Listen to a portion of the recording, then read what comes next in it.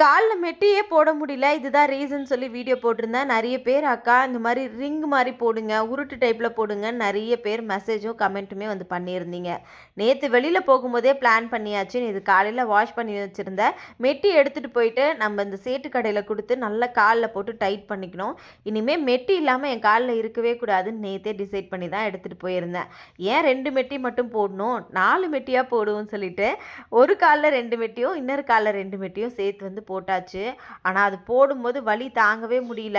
மெட்டி போட்டு பழக்கமே இல்லைன்றதுனால காலில் ஃபஸ்ட் டைம் போட்டு டைட் பண்ணும்போது வலி தாங்கவே முடியல. எவ்வளோ வலிச்சாலும் பரவாயில்ல, இதை பொறுத்துக்கிட்டு இந்த மெட்டியை நம்ம கண்டிப்பாக போட்டுக்கணும் அப்படின்னு நினச்சிட்டு தான் நேற்று வந்து போட்டேன். மெட்டியெல்லாம் போட்டு கால் பார்க்குறதுக்கு ரொம்ப அழகாக வந்து இருந்துச்சு.